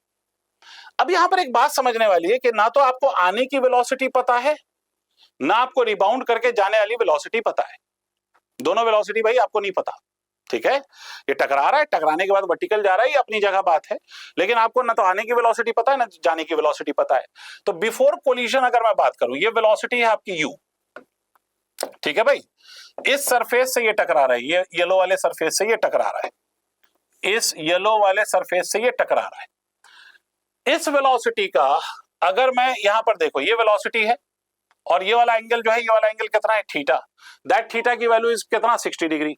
तो एक बात तो क्लियर है कि ये वाला अगर एंगल 60 डिग्री है, ये वाला एंगल अगर 60 डिग्री है, राइट बेटा, ये वाला एंगल अगर 60 डिग्री है, तो इस वेलोसिटी का अगर मैं कंपोनेंट ले लूं परपेंडिकुलर एंड पैरेलल, इसका मतलब परपेंडिकुलर टू दिस सरफेस जिससे कोलिजन हुआ and parallel to the surface जिससे कोलिजन हुआ। ठीक है, तो ये वेलोसिटी अगर ये 60 तो ये भी 60 भाई साहब, तो ये वाला एंगल कितना हो गया, 60, तो ये कितना हो गया, u cos 60 that will B u/2, और ये वाला कितना हो जाएगा, u sin 60 that is equal to √3u/2। ऐसा ही तो हो जाएगा, ये वाला 60 तो ये भी 60। अब आपसे क्या कह रहा है कि कोलिजन के बाद ये कैसा हो जाता है, वर्टिकल हो जाता है। तो कोलिजन के बाद अगर ये वर्टिकल हो जाता है तो वर्टिकल जब ये गया होगा तो विद सम वेलोसिटी गया होगा। अब इसकी वेलोसिटी क्या है ये अपने को पता नहीं है, ठीक है, तो इसको v मान लेते हैं। इसको भी मैं रिजॉल्व कर देता हूं, perpendicular to the surface and parallel to the surface, right, perpendicular to the surface and parallel to the surface. अब इसमें एक बात देखो, आपसे कहा गया कि ये वाला एंगल 60 है तो ये वाला एंगल भी 60 है। ये वाला एंगल कितना है? तो ये वाला एंगल 30 है। ठीक है, तो अब ये वाला एंगल कितना होगा? तो ये वाला एंगल फिर से 60 होगा। तो ये कितना होगा? v cos 60, v cos 60 मतलब v/2, और ये कितना होगा? v sin 60, तो v/60 मतलब √3 v/2। ऐसा लिख सकता हूं मैं, देख लीजिए, देख लीजिए, सब कुछ क्लियर है। मुझे v और u का रिलेशन चाहिए, तो ये ऐसा लिख सकता हूं ना मैं। तो आप देखिए सर, यहां से आप लोगों को मालूम है कि जब भी कोलिशन होता है तो common tangential direction, and this is the common tangential direction, this is the common tangential direction. Common tangential direction में momentum always remains conserved. Common tangential direction में मतलब आपकी जो वैल्यू ऑफ वेलोसिटीज है वो सेम होती है। क्लियर? तो मैं ये कह सकता हूं सर कि u/2 in the common tangential direction, this must be equal to √3 v/2। इसका मतलब ये 2 से 2 कट गया, तो यहां से मैं लिख सकता हूं u is equal to √3 times of v। Coefficient of restitution हमेशा कॉमन नॉर्मल डायरेक्शन में लगाया जाता है, और कॉमन नॉर्मल डायरेक्शन देखो, जिस सरफेस से कोलिजन हो रहा है वो सरफेस तो खुद रेस्ट में है, पहले भी रेस्ट में है, बाद में भी रेस्ट में है। तो अगर आप कॉमन नॉर्मल डायरेक्शन में वेलोसिटी देखेंगे आफ्टर द कोलिजन, तो दैट इज v/2, और before the collision that is equal to √3 u/2। इसका मतलब 2 से 2 कैंसिल हो जाएगा, v डिवाइडेड बाय ये कितना आ जाएगा? √3 टाइम्स ऑफ u, और u को हम कितना लिख सकते हैं? √3 टाइम्स ऑफ v। तो यहां से v से v कैंसिल हो जाएगा, तो √3 into √3 this will be equal to 1/3। तो कोफिशिएंट ऑफ रेस्टिट्यूशन की वैल्यू कितनी आ गई? 1/3। कोफिशिएंट ऑफ रेस्टिट्यूशन कितना आ गया? 1/3। राइट बेटा, कोई दिक्कत? चलिए साहब आगे बढ़ते हैं। Next question, a bullet of mass m moving horizontally with a speed u strikes a suspended wooden block of mass m and gets embedded into it. If block rises to a height of l/2, where l is the length of the string with which wooden block is connected, the initial velocity of the bullet. देखिए आपसे question में ये कह रहा है कि भैया यहाँ पर एक ब्लॉक है और ये स्ट्रिंग की जो लंबाई है, दिस स्ट्रिंग की लंबाई इज l। यहां पर ये बुलेट आया, पेनिट्रेट हुआ, पेनिट्रेट होने के बाद बुलेट आया, bullet of mass m, mass of the bullet is m, horizontally चल रहा है विद अ वेलोसिटी u, मतलब ये बुलेट यहां से आ रहा है, इसका मास m है, ये हॉरिजॉन्टली चल रहा है with a velocity of u, strikes a suspended wooden block of mass capital M। इस सिर्फ ब्लॉक का मास कैपिटल M है, अभी बुलेट मिटा देता हूं कंफ्यूज ना होना। इस ब्लॉक का मास कितना है? तो इस ब्लॉक का मास कैपिटल M है। अब आपसे क्या करा है? Gets embedded into it. तो आप देखिए जब बुलेट इसके अंदर पेनिट्रेट होगा और इसी के अंदर समा जाएगा, तो जाहिर सी बात है bullet plus block as a system both will rise. और क्वेश्चन ने आपसे कहा है कि दोनों कितने हाइट से राइज हो रहे हैं, तो the height through which this system rises is l/2। तो आपसे क्या पूछा गया? The initial velocity of the bullet, bullet की इनिशियल वेलोसिटी पूछी गई है। तो देखो सर, यहां पर after the bullet is penetrated, यहां पर और यहां पर बुलेट के पेनिट्रेट होने के बाद, या इस सिचुएशन और इस सिचुएशन की अगर मैं बात करूं, तो यहां एनर्जी को मैं कंजर्व कर सकता हूं। राइट, एनर्जी को कंजर्व कर सकते हो? हां सर कंजर्व कर सकते हो। राइट, अच्छा दूसरी बात, एनर्जी को कंजर्व तो हम कर ही सकते हैं। दूसरी बात, यहां से ये पूरा सिस्टम अगर मान लो v वेलोसिटी से ऊपर जाएगा, ठीक है, तो हम मान लेते हैं, इसकी वैल्यू मेरे को चाहिए मगर अभी मान लिया, तो हम क्या लिखेंगे? यहां पर इसको रेफरेंस लाइन मान लो, तो gravitational potential energy 0 half m plus of m multiplied by v square is equal to m plus of m multiplied by g into कितना? l/2। This is my one equation. तो यहां से यहां ये छम छम, तो इस वैल्यू को हम लिख सकते हैं v स्क्वायर, 2 से 2 भी सन्नाटे में, तो v स्क्वायर की वैल्यू कितनी हो गई? gl। पहला पार्ट, v स्क्वायर की वैल्यू कितनी हो गई? gl। पहला तो पार्ट ये हुआ, but we don't know the value of v, और दूसरी बात है हमें u निकालना है। तो यहां से यहां तक मैं मोमेंटम कंजर्व कर सकता हूं। हां सर कर सकते हो। तो मोमेंटम अगर मैं कंजर्व करूं तो क्या लिखूंगा? mu is equal to m plus of m multiplied by v। ठीक है, तो v को मैं लिख सकता हूं mu divided by m plus of m, और इसको लिखने के बाद मैं यहां सब्स्टिट्यूट कर दूं तो v स्क्वायर की वैल्यू हो जाएगी तुम्हारी, v स्क्वायर की वैल्यू, हमें v स्क्वायर की जगह ये वैल्यू पुट कर दूं, सॉरी, तो v स्क्वायर की जगह हम लिख सकते हैं mu divided by m plus of m का whole square is equal to gl, या फिर हम ऐसे भी लिख सकते हैं mu, ये होल स्क्वायर है, स्क्वायर रूट कर दीजिए, divided by m plus of m is equal to what? Is equal to gl का रूट, है ना, ये अंडर रूट gl। तो u की वैल्यू अगर लिखी जाए तो u की वैल्यू हो जाएगी m plus of m divided by m multiplied by under root of gl, multiplied by under root of gl। देखिए m plus of m divided by m multiplied by under root of gl, this option is correct, right. आगे बढ़ते हैं। Which among the following statement is correct? Momentum has both direction and magnitude. Momentum के पास direction भी होता है और magnitude भी होता है। अच्छा साहब, मोमेंटम के पास डायरेक्शन भी होता है, momentum has both direction and magnitude. Momentum is a scalar quantity. अब ये देखिए इनकरेक्ट कहा है, करेक्ट नहीं कहा है, ठीक है। इनकरेक्ट कहा है, करेक्ट नहीं कहा है। तो मोमेंटम के बाद मैग्नीट्यूड डायरेक्शन दोनों होता है भाई। Momentum is a scalar quantity, यही बात गलत हो गई, ठीक है। Momentum is a vector quantity. जब पहला ऑप्शन सही होगा तो दूसरा तो वैसे ही सही हो जाएगा। A body of weight 100 newton is suspended as shown in the figure, the tension in the horizontal string. आपको हॉरिजॉन्टल स्ट्रिंग में टेंशन बताना है। तो देखिए इक्विलिब्रियम में है ये बॉडी, 100 न्यूटन ऑलरेडी गिवन है, तो mg लिखने की जरूरत नहीं है, ऑलरेडी फोर्स गिवन है आपको। mg की वैल्यू आपको गिवन है, that is equal to 100 newton. यहां पर कुछ टेंशन मान लीजिए T1, यहां पर कुछ टेंशन मान लीजिए T2। तो आप सबको मालूम है कि ऐसे क्वेश्चन को सॉल्व करने के लिए आप क्या करोगे, आप इस पॉइंट पे इक्विलिब्रियम की कंडीशन लगा दो। तो अगर आप इस पॉइंट पे इक्विलिब्रियम की कंडीशन लगाओगे तो यहां पर आपको दिखाई दे रहा है T1, यहां पर आपको दिखाई दे रहा है 100 और यहां पर आपको दिखाई दे रहा है T2। T2 का एंगल वर्टिकल के साथ 60 है, ये वाला एंगल 60 हो जाएगा यहां पर, ये वाला एंगल 60 हो जाएगा यहां पर। तो T2 cos 60 का मतलब हो गया T2/2 और ये कितना हो जाएगा √3/2 टाइम्स ऑफ T2। अब यहां से सॉल्व कर दीजिए आप पहला पार्ट यहां से आप लिख सकते हो T2/2 is equal to 100 in the vertical direction. तो T2 की वैल्यू कितनी हो गई 200। हॉरिजॉन्टल डायरेक्शन में आप क्या कह सकते हो, T1 is equal to √3/2 multiplied by T2। T2 की जगह क्या लिख देंगे 200। तो T1 की वैल्यू कितनी हो गई 100√3। तो T1 की वैल्यू कितनी हो जाएगी 100√3, राइट बेटा। T1 की value 100√3। Okay, moving on to the next question. A toy car is running northward and suddenly turns eastward with the same speed to avoid a collision. ठीक है भाई। The force that acts on the toy car is frictional force along east, frictional force along south east, frictional force along south, frictional force along north. अब देखिए एक toy car है, वो चल रहा है northward and suddenly turns eastward. इसका मतलब ऐसे जा रहा है भाई और ऐसे मुड़ गया, तो ऐसे मुड़ गया।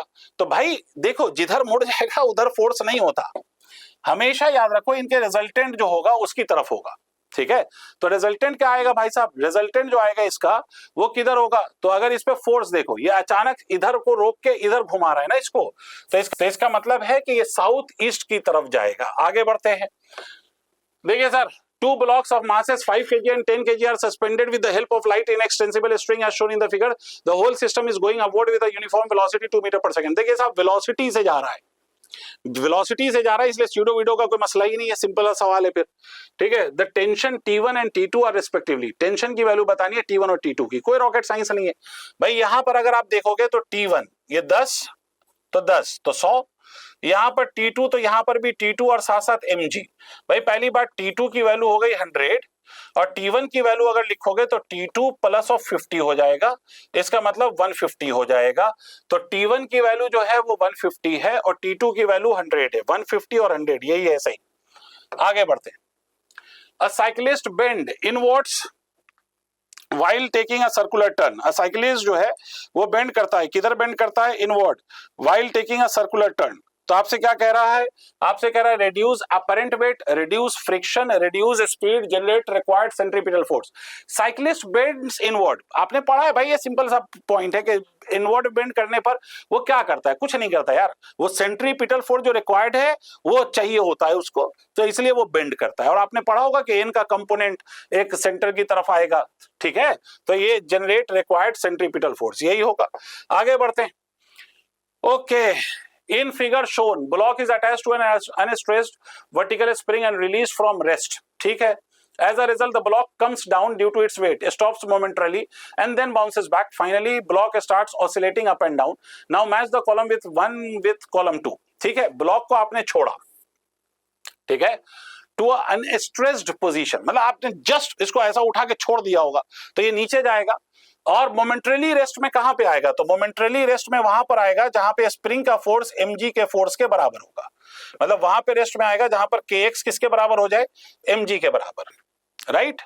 कोई दिक्कत वाली बात, मोमेंटरली रेस्ट में आएगा, again it will move upward, तो as a result the block comes down due to its weight, stops momentarily and then again bounces back, और ये फिर ऊपर जाएगा, फिर उसके बाद स्प्रिंग कंप्रेस होगी, फिर स्प्रिंग इसको नीचे धक्का देगी and so on and so fourth, the process will continue and it will start executing SHM. ये क्या करने लगेगा भाई, तो ये एसएचएम करने लगेगा। तो अब आपका सवाल क्या है, सवाल ये है कि साहब, सवाल ये है कि अगर ये एसएचएम करने लगेगा तो आपको कॉलम 1 और कॉलम 2 को मैच कराना है। अब यहां देखिए, when the block is at its,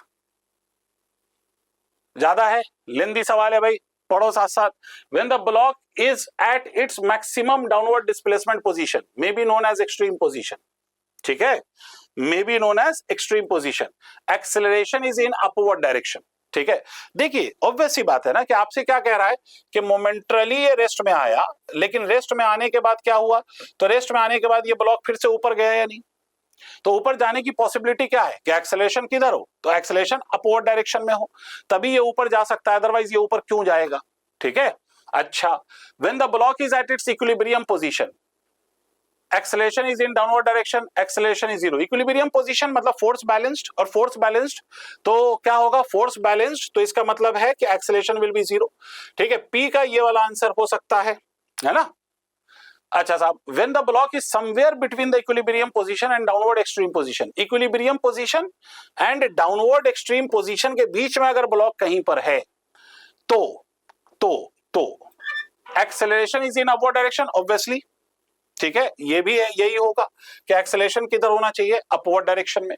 इसके बाद आपसे क्या कह रहा है, आपसे कह रहा है कि when block is above equilibrium position but below the initial and stressed position, above equilibrium position, equilibrium position से ऊपर है, बट बिलो किसके नीचे है, बिलो द अनस्ट्रेस्ड पोजीशन, ठीक है, अनस्ट्रेस्ड पोजीशन। तो उस केस में क्या हो सकता है, तो उस केस में अगर आप देखेंगे तो acceleration is in downward direction. मेरी बात को समझिए, ब्लॉक कहां पर है, तो block when the block is above equilibrium position, equilibrium position के ऊपर है, ठीक है, but below the initial and stressed position, equilibrium position के ऊपर है जहां पर फोर्सेस बैलेंस हो जाए, ठीक है, बट बिलो, किसके बिलो है, अनस्ट्रेस्ड पोजीशन के बिलो, मतलब अनस्ट्रेस्ड पोजीशन जो थी उसके नीचे है मगर इक्विलिब्रियम पोजीशन के ऊपर है, तो उस केस में क्या होगा, acceleration is in upward direction, acceleration is in downward direction, तो सर उस केस में एक्सेलरेशन डाउनवर्ड डायरेक्शन में होगा, तभी ये नीचे आएगा, इसका मतलब ये ऑप्शन सही होगा। क्लियर है, आगे बढ़ते हैं।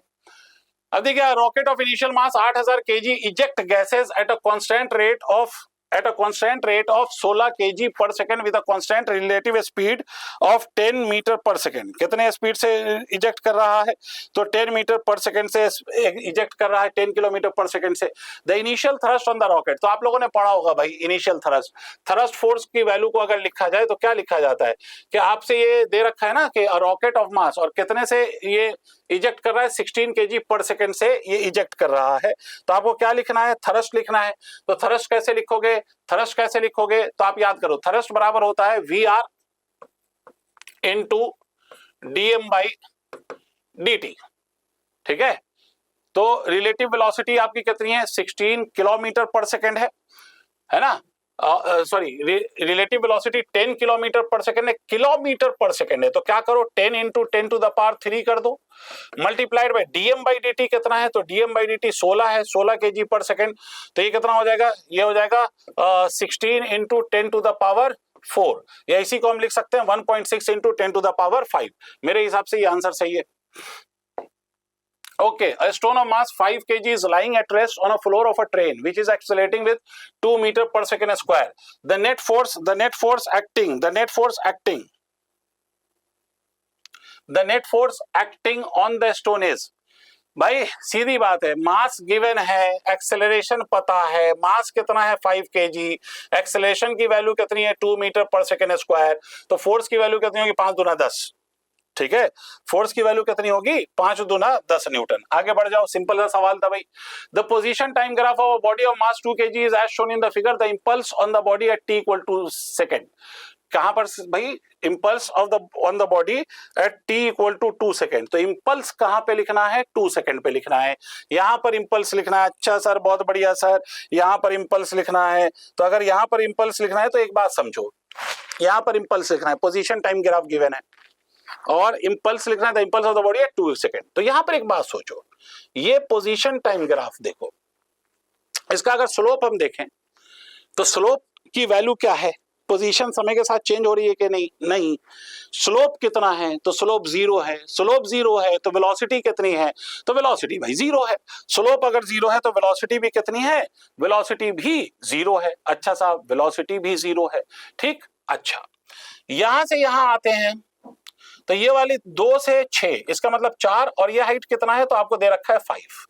इसका मतलब इनिशियल वेलोसिटी की वैल्यू 0, फाइनल वेलोसिटी की वैल्यू हो गई, अभी ऐसा सवाल करा था, पहला वाला सवाल ही बिल्कुल ऐसा था, तो 5/4 स्लोप विल बी नेगेटिव, ठीक है। तो मोमेंटम आपको लिखना है साहब, तो सॉरी इंपल्स लिखना है आपको, तो इंपल्स क्या होगा, सिंपली मास से मल्टीप्लाई कर दो, पोजीशन टाइम ग्राफ तो 2 multiplied by final velocity minus of 5/4, initial velocity 0, तो ये आ जाएगा सर 5/4, तो दैट मींस 10/4, तो माइनस ऑफ 10/4 मतलब 2.5 न्यूटन सेकेंड, 2.5 न्यूटन पर सेकेंड, राइट। आगे बढ़ते हैं, 36वां सवाल। A block of mass m0, a block of mass m0 is held against a rough vertical wall by pressing it horizontally with finger। अच्छा साहब, if the coefficient of friction between block and the wall is mu है ये भाई, ठीक है, and g is the acceleration due to gravity, then the minimum horizontal force required to be applied to hold the block at rest against the wall। भाई सोचो, एक minute में पानी पी लूं जरा, ठीक है। म्यू, तो आपको एक बात पता है कि ये ब्लॉक है, ये ब्लॉक है, इस ब्लॉक का मास कितना है, ये ब्लॉक का मास कितना है m0, इस पे फ्रिक्शन की वैल्यू म्यू है, तो जाहिर सी बात है इस ब्लॉक को कौन खींच रहा है, धरती, m0g, है ना। तो आपसे कह रहा है कि यहां पर हम कितना फोर्स लगाएं, ठीक है, force required to be applied to hold the block at rest, force निकालना है। तो देखो एक बात क्लियर है कि इस ब्लॉक के अगर फ्री बॉडी डायग्राम को देखोगे तो इधर अगर फोर्स F है तो दीवार के कारण जो इस पे फोर्स होगा वो N होगा, मतलब N की वैल्यू यहां पर mg के बराबर नहीं है, N की वैल्यू किसके बराबर है, F के बराबर है। अच्छा, इसको रोकने का काम कौन करेगा, तो रोकने का काम दीवार में ऊपर की ओर फ्रिक्शन करेगा। तो इसका मतलब मैं ये कह सकता हूं कि फ्रिक्शन की जो वैल्यू है that is equal to mu N, ठीक है, और म्यू एन यहां पर किसके बराबर है, म्यू एफ के बराबर है, ठीक है। तो ये म्यू एफ किसके बराबर होना चाहिए, तो this mu F must be equal to M naught G के बराबर होना चाहिए, क्लियर है, एम नॉट जी के बराबर होना चाहिए, force required to be applied. Okay, तो एफ की वैल्यू कितनी हो गई, एफ की वैल्यू हो गई सीधा सीधा M naught G divided by कितना, तो डिवाइडेड बाई म्यू, ये आ जाएगा sir M naught G divided by mu. देखो कहीं पर दिख रहा है, यहां दिख रहा है, आगे बढ़िए सर। ओके भाई साहब, a circular track of radius 300 meter is banged at an angle of 15 degree, the coefficient of friction आपको गिवन है, बाकी सब कुछ गिवन है। आपसे कह रहा है wheels of a race car and the road is 0.8, the optimum speed of the race car to avoid wear and tear on its side. देखो बैंक्ड रोड है मगर वियर एंड टियर नहीं चाहिए, तो वियर एंड टियर नहीं चाहिए, इसका मतलब म्यू की वैल्यू 0, फ्रिक्शन से हमें मतलब नहीं है। तो यहां पर अगर ये नहीं चाहिए तो v की वैल्यू सीधा सीधा किसके बराबर होती है, R G tan theta. Wear and tier नहीं चाहिए तो ये फॉर्मूला लगता है सर, वियर एंड टियर नहीं चाहिए, ये फॉर्मूला लगता है, और ये फॉर्मूला आप लगाइए तो v की वैल्यू कितनी हो जाएगी, v की वैल्यू हो जाएगी, r की वैल्यू आपको गिवन है, कहां है, r is equal to 300, g की वैल्यू आप 10 ले लीजिए, और आप tan 15 डिग्री की वैल्यू 0.27 ले लीजिए, सॉल्व कर दीजिए and you will get the answer, solve कर दीजिए, you will get the answer, right.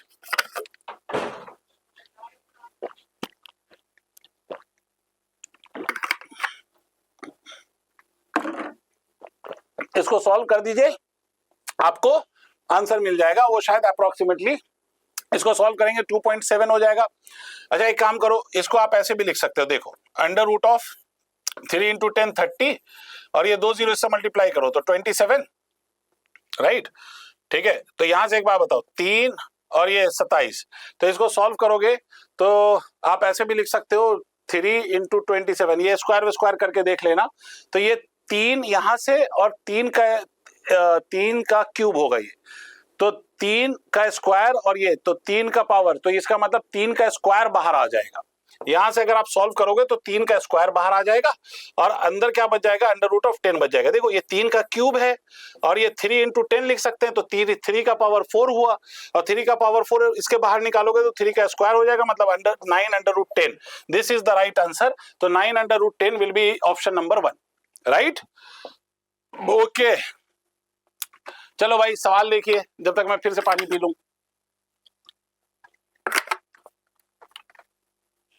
A body of mass 1 kg is moving according to the law इतना, the force acting on a body at time t equal to 2 second. भाई x की value given है, कुछ नहीं करो, x की value 5t plus of 4t square plus of 6t cube ये given है और आपको मास भी गिवन है। तो आपसे क्या निकालने को कहा है, फोर्स। फोर्स निकालने के लिए एक्सेलरेशन चाहिए। पहली बार डिफरेंशिएट करो 5 plus of 8t plus of 18t square. दूसरी बार डिफरेंशिएट करो टू गेट द एक्सेलरेशन, ये 0 हो जाएगा, ये 8 हो जाएगा, ये 36 मल्टीप्लाइड बाय t हो जाएगा। t की वैल्यू कितनी रखनी है, 2 सेकेंड्स। तो a की वैल्यू कितनी होगी, 8 प्लस 36 मल्टीप्लाइड बाय 2, 72 36 दूना 72 मतलब 80 मीटर पर सेकेंड स्क्वायर ये हो गया, ठीक है। और मास की वैल्यू कितनी है, तो मास की वैल्यू 1 है, तो force is equal to mass into acceleration मतलब 80 न्यूटन, ठीक है। तो फोर्स की वैल्यू 80 न्यूटन। ओके आगे बात करते हैं। ब्लॉक ऑफ मास 5 kg है shown in the figure does not move on applying the force. On applying the force ये मूव नहीं करता है। अच्छा साहब ये अप्लाइंग द फोर्स ये मूव नहीं करता है तो क्या करना है सर, तो आपसे पूछ रहा है कि अगर फोर्स F है तो the frictional force acting on the block. देखो एक बात सीधी सीधी सी है कि अगर बॉडी मूव नहीं कर रहा है तो फोर्स बॉडी मूव नहीं कर रहा है तो फ्रिक्शनल फोर्स है। फ्रिक्शनल फोर्स में भी कौन सा फ्रिक्शन है, स्टैटिक। हमेशा याद रखिए कि if it is the case of static friction, static friction हमेशा मैक्सिमम हो, मतलब म्यू एन के बराबर ही हो, यह जरूरी नहीं है। अगर बॉडी मूव नहीं कर रही है तो स्टैटिक फ्रिक्शन की वैल्यू मैक्सिमम ही होगी, यह जरूरी नहीं है। बट स्टैटिक फ्रिक्शन इतना जरूर होगा कि वो मूव करने वाले फोर्स को अपोज कर सके।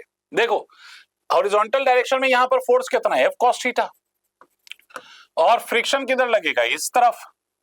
तो यहां पर हमें थोड़ी पता है कि ये फ्रिक्शन मैक्सिमम है, बॉडी मूव ही नहीं कर रही है, ठीक है। तो यहां पर म्यू एन नहीं लगा देना, सीधा सीधा लिख देना कि F इज इक्वल टू कितना होगा, F cos थीटा के बराबर। तो कौन सा आंसर हो गया, सेकंड वाला। चलो क्वेश्चन नंबर 39। अब 39 में देखो, uniform bar of mass m and length l is carried upward by applying a force F on the upper and. The force at a distance x from its upper and. F force on a distance x दूरी पर क्या बताना है, force. Force का मतलब tension बताना है भाई, फोर्स का मतलब क्या बताना है, टेंशन बताना है, ठीक है। फ्रॉम इट्स अपर एंड, ऊपर वाले एंड से x दूरी पर क्या बताना है, टेंशन बताना है। तो क्या करोगे, देखो पहली बात तो इस केस में एक्सेलरेशन निकाल लो। एक्सेलरेशन की वैल्यू अगर आप निकालोगे तो इसका मास m है तो ये mg है, तो एक्सेलरेशन की वैल्यू क्या हो जाएगी, एक्सेलरेशन की वैल्यू हो जाएगी F minus of mg divided by m। चूंकि ये ऊपर जा रहा है तो इसका एक्सेलरेशन लिखने के लिए आपने क्या किया, F में से mg को सब्ट्रैक्ट कर दिया। अब यहां देखिए, यहां देखिए दूसरा पार्ट क्या करो, जहां से आपको उसने पूछा है ना टेंशन, वहां से आप पूरे को 2 पार्ट में डिवाइड कर दो, और 2 पार्ट में डिवाइड करोगे, ये x है तो ये बचा हुआ वाला पार्ट कितना होगा, l माइनस एक्स। यहां पे टेंशन पूछा है, इमेजिन करो कि आपने एक मासलेस स्ट्रिंग से इसको बांध दिया, तो यहां का टेंशन और यहां का टेंशन बराबर, भाई ये t ले लो। मैं किसी भी एक पोर्शन से आप टेंशन कैलकुलेट कर सकता हूं, और मान लीजिए कि मैं टेंशन इस वाले पोर्शन से मैं टेंशन की वैल्यू कैलकुलेट करूंगा। तो इस वाले पोर्शन से अगर मुझे टेंशन कैलकुलेट करना है तो इस पे नीचे की ओर फोर्स कितना होगा, तो इसका वेट, इस वाले पार्ट का वेट, इस वाले पार्ट का वेट कितना होगा, तो m by L multiplied by L minus of X multiplied by G. इस वाले पार्ट का तो यही होगा। और ऊपर की ओर कितना है, तो ऊपर की ओर जो फोर्स लग रहा है वो t है, नीचे की ओर जो फोर्स लग रहा है वो इतना है, और ये एक्सेलरेट किधर कर रहा है, तो it is accelerating upwards, it is accelerating upward. तो क्या लिख सकता हूं मैं इस पे लिख सकता हूं t minus of m by l into l minus of x multiplied by g. This is equal to mass into acceleration, mass of this part m by l into l minus of x multiplied by acceleration, और acceleration आप पहले ही निकाल चुके हो f minus of mg divided by m, ठीक है साहब, ये एक्सेलरेशन आप पहले ही निकाल चुके हो। इस वाले टर्म को उधर लेके चले जाओ और फर्दर आप सॉल्व करना। तो t इज इक्वल टू कितना हो जाएगा, m by L into L minus of X multiplied by G. इस वाले टर्म को इधर ले आइए तो प्लस ऑफ, यहां से आप चाहिए तो क्या कर सकते हैं, आप m से m चाहिए तो कैंसिल कर सकते हैं, l minus of X divided by L into F minus of M G. अब इसको आपको सॉल्व करना है, ठीक है, इसको आपको सॉल्व करना है। तो जब आप इसको सॉल्व करोगे then you will get the result, और इसका जो रिजल्ट आएगा ना वो रिजल्ट आपको कितना आएगा, f इंटू ये पहला वाला ही आएगा, f into L minus X divided by L. ये मेथड है, ये आप इसको सॉल्व कर लेना, you will get the answer. Okay, moving on to the next. A body of mass 2 kg is subjected to a force whose variation with the displacement, whose variation with the displacement. इसका जो variation है वो किसके साथ given है आपको, displacement के साथ, ठीक है साहब। और X is shown in the figure. The block moves along a straight line under the influence of the force. The change in its kinetic energy when the body moves from X is equal to 0. देखो, ये force और displacement का graph है। पूछ क्या रहा है, पूछ रहा है काइनेटिक एनर्जी का चेंज। क्या पूछ रहा है, काइनेटिक एनर्जी का चेंज पूछ रहा है। एक बात सीधी सीधी सी याद रखिए, काइनेटिक एनर्जी का चेंज का मतलब वर्क डन, काइनेटिक एनर्जी के चेंज का मतलब वर्क डन, और कुछ नहीं मतलब वर्क डन निकालना है, इसका मतलब है इसका वर्क डन निकालना है, वही काइनेटिक एनर्जी का चेंज है। और फोर्स और डिस्प्लेसमेंट का ग्राफ हो अगर, तो उसका वर्क डन क्या होता है, वर्क डन होता है area under the graph, area under graph, area under graph.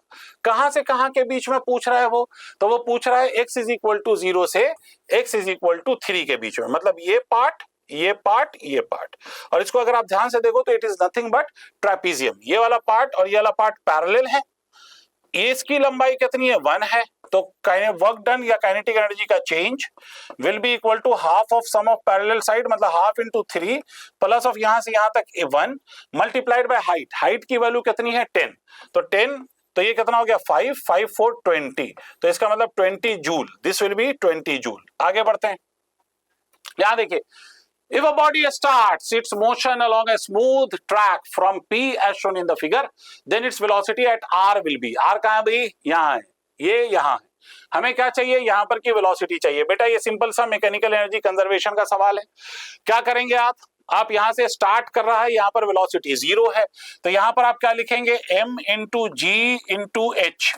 तो m इंटू जी, जी मतलब 10m इंटू 12, यहां पर this will be equal to, जब यहां पे ये पहुंचेगा तो 10 into m multiplied by 7, this is gravitational potential energy at this point, plus of half into m into v का स्क्वायर। m से m सन्नाटे में भाई साहब, ये हो गया सर 120, ये हो गया माइनस ऑफ 70, ये हो गया v स्क्वायर बाई 2। 120 में से 70 गया 50, 7 4 11 7 5 12, तो v स्क्वायर बराबर कितना हो गया, 100। तो v की वैल्यू कितनी हो गई साहब, तो v की वैल्यू हो गई 10 मीटर पर सेकेंड, v की वैल्यू हो गई 10 मीटर पर सेकेंड। ओके सर, v की वैल्यू हो गई 10 मीटर पर सेकेंड सर। आगे बढ़ते हैं सर, आगे देखिए सर, अगला सवाल देखिए आपसे क्या कह रहा है। अगले सवाल में, ये कौन सा सवाल था भाई, ठीक है 41।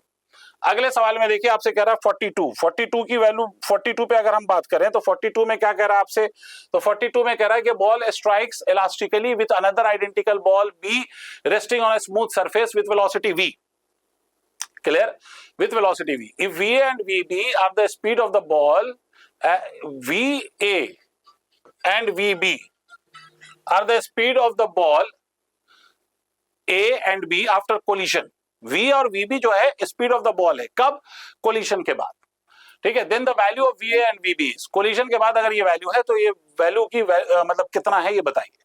तो v और vb बताने के लिए क्या करना है आपको, कुछ नहीं करना है, यहाँ पर मोमेंटम का कंजर्वेशन करना है, दैट्स इट।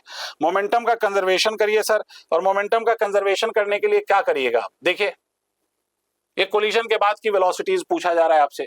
तो एक बात सोचिए आप कि इस केस में अपन कर क्या सकते हैं, तो मोमेंटम को हम कंजर्व करेंगे। तो मोमेंटम को अगर हम कंजर्व करेंगे तो आप मोमेंटम को कंजर्व, ये वेलोसिटी ऐसे है, राइट, यहां देखिए ये बॉडी ऐसे जा रही है, इसकी वेलोसिटी, एक मिनट कॉल पे कॉल है सर, एक minute sir, sorry for this, ठीक है। ये वाली वेलोसिटी कितनी है, 30 डिग्री। अब यहाँ देखिए जब ये कोलिशन होगा तो आप ये मान लीजिए कि ये बॉडी ऐसे जा रही है और ये वाली जो बॉडी है ऐसे जा रही है। और कोलिशन कैसा है सर, अगर आप ध्यान से देखो तो कोलिशन के बारे में आपसे क्या कहा है, आइडेंटिकल बॉल्स है, और कोलाइड भी कैसे करते हैं, इलास्टिकली। तो अगर आइडेंटिकल बॉल है और इलास्टिकली कोलाइड करते हैं तो अगर ये एंगल्स गिवन होना, ये अल्फा होता है और ये बीटा होता है, तो अल्फा प्लस बीटा का जो सम होता है वो सम हमेशा 90 डिग्री होगा। इस केस में ये जो सम आएगा वो कितना आएगा, 90 डिग्री। कितना आएगा सम, 90 डिग्री, राइट। तो यहां पर ये ऐसे, ये वाला एंगल 30 डिग्री, तो ये वाला एंगल कितना होगा, ये वाला एंगल कितना होगा, 30 डिग्री, राइट। ये वाला एंगल 30, तो ये वाला एंगल भी कितना होगा, 30 डिग्री। इसका मतलब आप ये कह सकते हो कि यहां पर सर अगर आप इस वाली वैल्यू को देखो, ये वाली वैल्यू, तो ये वाली वैल्यू कितनी है, तो ये वाली वैल्यू 30 डिग्री है, तो दूसरी वाली वैल्यू कितनी होगी, तो दूसरी वाली वैल्यू 60 डिग्री होगी, और एक वैल्यू 30 है तो दूसरी वाली वैल्यू कितनी हो जाएगी, 60 डिग्री। तो मतलब अगर ये वाली वैल्यू बीटा की वैल्यू 30 है तो इसकी वैल्यू इसकी वैल्यू कितनी हो जाएगी, 60। तो ये VA और ये क्या हो जाएगा, VB। तो इस केस में कुछ नहीं करना है, टेंजेंशियल कंपोनेंट इक्वेट कर देना है। तो क्या लिखिएगा आप लिखिएगा VA, ठीक है। ये टेंजेंशियल कोलिशन ऐसे हुआ है तो टेंजेंशियल कंपोनेंट ऐसे आएगा, तो मतलब क्या आएगा, VA sin 60 is equal to VB sin 30। क्या कर दीजिए, VB times of sine of 30 कर दीजिए। अब VA और VB का रेशियो ले लीजिए, तो अगर आप VA और VB का रेशियो लेंगे तो ये कितना आ जाएगा, तो this will be equal to 1:√3, ठीक है। VA और VB का रेशियो ले लेंगे तो कितना आ जाएगा, 1/√3 विल बी द रिजल्ट। आपको बात समझ में आ गई भाई, सीधी बात है। इलास्टिक कोलिशन है, एक एंगल कितना है, 30 डिग्री, ठीक है, तो दूसरा एंगल ऑटोमेटिकली कितना होगा, 60 डिग्री। क्यों होगा, क्योंकि अल्फा प्लस बीटा का सम,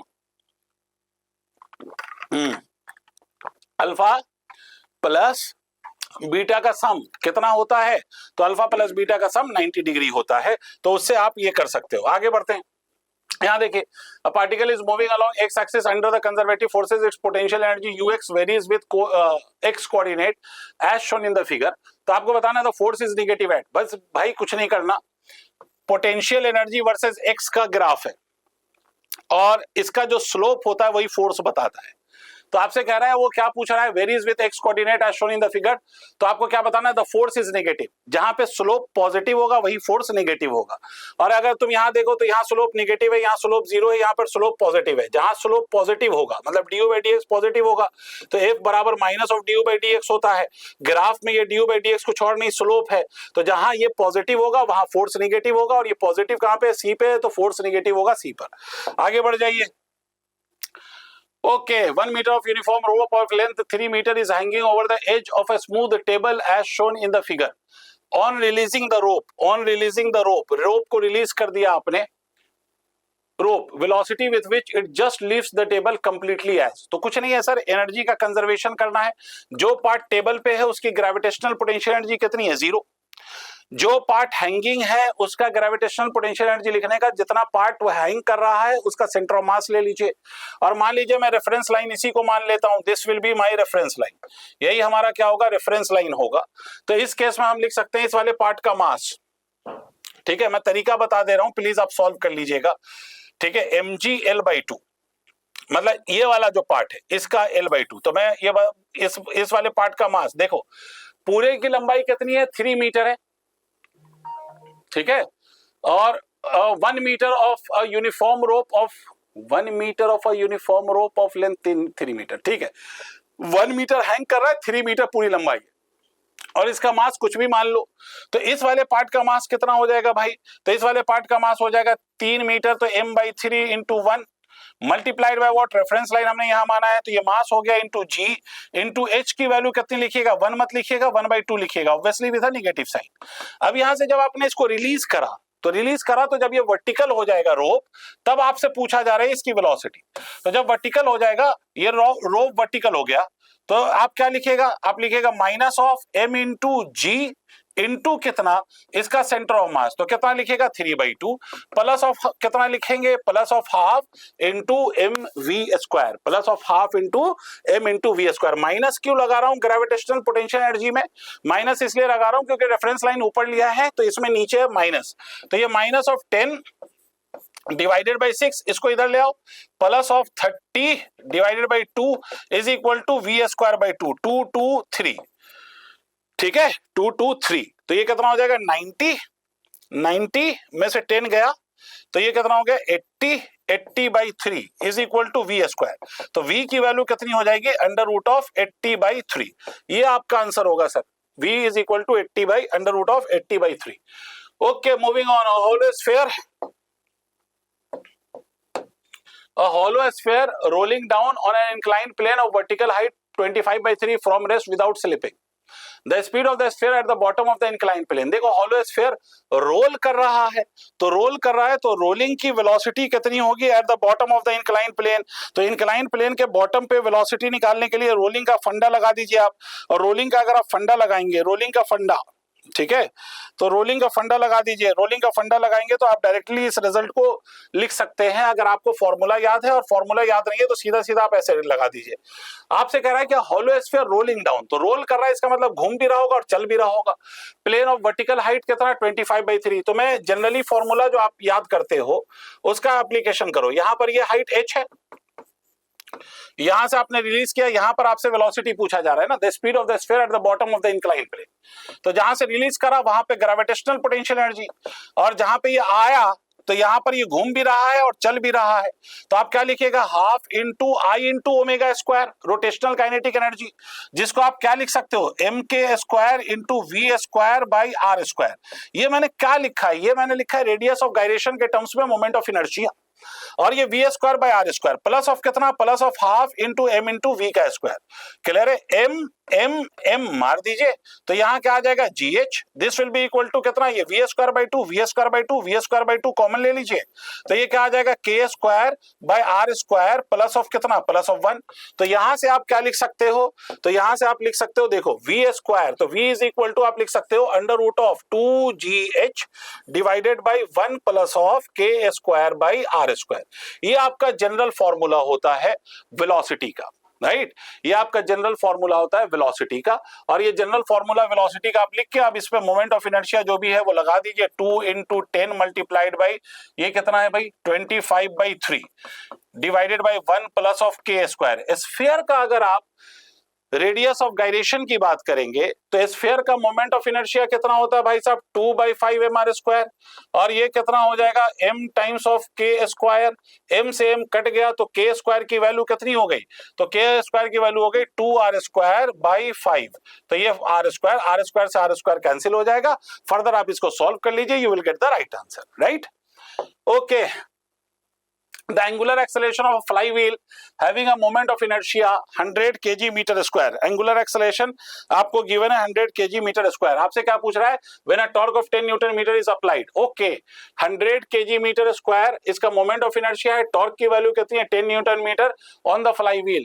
तो आपसे क्या पूछा जा रहा है, एक्सेलरेशन बताना है. कौन सा वाला, एंगुलर एक्सेलरेशन. बिल्कुल आसान सा सवाल. Tau is equal to I into alpha, तो अल्फा की वैल्यू कितनी हो जाएगी, टाउ बाई आई. इस वैल्यू पे आप रख दीजिए, सॉल्व कर दीजिए, you will get the result, right. Okay, इसके बाद क्या कहता है, देखो rigid body rotates about a fixed axis such that its angular velocity omega depends on theta as omega is equal to K by theta. Omega की जो value है angular velocity की वो K by theta, where K is a positive constant. At T equal to 0 theta is equal to pi. At t equal to 0 theta is equal to pi. Then theta is related to time as. Then theta is related to time as. Theta की time के साथ कैसे related है आपका ये सवाल है. Theta time के साथ कैसे रिलेटेड है आपका ये सवाल है. अब देखो सर, ओमेगा की वैल्यू के बाई थीटा है. ओमेगा की वैल्यू कितनी है, के बाई थीटा. तो ओमेगा को मैं क्या लिख सकता हूं, सीधा सीधा मैं लिख सकता हूं D theta by D T is equal to कितना, K by theta, K upon theta. ठीक है, तो यहां से मैं क्या लिख सकता हूं, K D T is equal to कितना, थीटा डी थीटा. ठीक है साहब, अब इसको हम क्या करें, दोनों तरफ इंटीग्रेट कर दें. आपसे कह रहा है कि जब टी 0 है तो आपका ये जो है ये एंगल पाई है. और जब आपसे ये कह रहा है कि भाई जब टी टी हुआ तो उस वक्त थीटा पूछ रहा है ना, उस वक्त क्या थीटा आपसे पूछ रहा है. क्लियर है. तो अगर मैं इसका इंटीग्रेशन करूंगा तो dt का इंटीग्रेशन t के बाहर तो kt, ये कितना हो गया थीटा स्क्वायर बाई 2. कहां से कहां तक, पाई से थीटा. ठीक है, तो kt is equal to theta square minus of pi square divide by 2. आप अपर लिमिट रखिए, लोअर लिमिट रखिए और इसको सॉल्व कर दीजिए. अब आपसे क्या कह रहा है, थीटा और टी का रिलेशन बताइए. तो आपको ये रिलेशन किस टर्म्स में गिवन है देख लीजिए. यहां से 2 इधर मल्टीप्लाई कर दीजिए तो theta square minus of pi square is equal to twice of K T. उसके बाद क्या करिएगा, थीटा की वैल्यू निकालना है, तो theta square is equal to 2kt plus of pi square.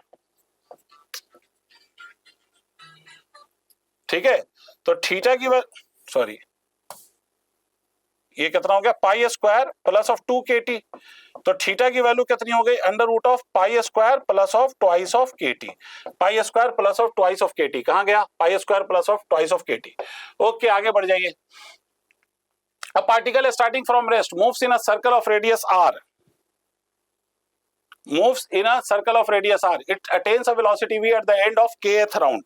मतलब ये kth round के बाद ये कितनी velocity attain कर लेता है, तो attain कर लेता है velocity कितनी v, कब, kth round. Its angular acceleration, तो angular acceleration निकालना है भाई साहब, कौन सा रॉकेट साइंस है, kth round। ठीक है, velocity कितनी attain कर लेता है भाई, कहां गया, v, v is the velocity, और रेडियस कितना है, तो रेडियस की वैल्यू कितनी है, तो रेडियस की वैल्यू है r। तो आपको निकालना क्या है, तो आपको निकालना क्या है, it's angular acceleration, angular acceleration निकालना है। तो एक बात समझो, kth राउंड के बाद इसकी वेलोसिटी v हो जाती है, और रेडियस कितना है, रेडियस r है, तो ओमेगा को हम ऐसे लिख सकते हैं, ओमेगा बराबर v बाई r, पहली बात। ठीक है, अच्छा, और आपसे कह रहा है कि particle starting from rest moves in a circle of radius r, it attains a velocity v at the end it's angular acceleration assume constant angular acceleration. भाई इसने मेंशन कर दिया कि एंगुलर एक्सेलरेशन कांस्टेंट है, तो इक्वेशन ऑफ मोशन लगा दो। कौन सा इक्वेशन ऑफ मोशन लगाओगे, omega square is equal to omega naught का square plus of twice of alpha multiplied by theta. Omega naught will be equal to 0 because it is starting from rest, right. और omega की जगह क्या रखेंगे, v by r का square is equal to twice of alpha multiplied by, देखो theta, और theta क्या कहा है, kth राउंड। भाई एक राउंड में 2 पाई, तो kth राउंड में 2 पाई के, भाई kth राउंड बोला ना, तो एक राउंड में 2 पाई, तो kth राउंड में कितना, 2 पाई के। तो अब आपसे क्या कहा है, अल्फा, अल्फा की वैल्यू क्या हो जाएगी, v स्क्वायर डिवाइडेड बाई ये 2 to 4 पाई के, और ये कितना, r का स्क्वायर। ये मेरे हिसाब से आंसर होगा। ठीक है, 4k पाई r का स्क्वायर, ये मुझे आंसर दिख रहा है 49th। अब देखिए सर, ये सिंपल सवाल आपको दिख रहा होगा कि आपको फिर से the acceleration of centre of मास बताना है। ऑब्वियस सी बात है, यहाँ सेंटर ऑफ मास x में भी चलेगा और y में भी चलेगा।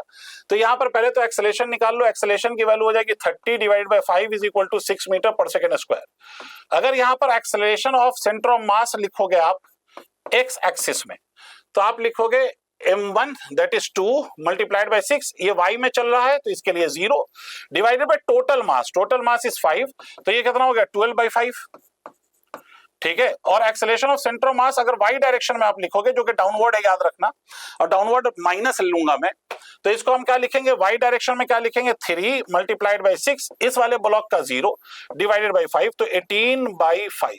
ठीक है, obviously with a negative sign, 18 by 5 obviously with a negative sign, right. तो 2.4 और 5 3 15 6 30, ये वाला आंसर आपको सही नजर आएगा। ठीक है, last, instantaneous power of a body rotating with an angular velocity of 20 radian पर सेकंड। इंस्टेंटेनियस पावर आपसे कह रहा है ये बॉडी का जो किससे रोटेट हो रहा है, 20 रेडियन पर सेकंड से रोटेट हो रहा है। ठीक है, तो आपसे क्या कहता है, when an external torque of 10 Newton is applied on it, the direction in it direction of angular velocity is.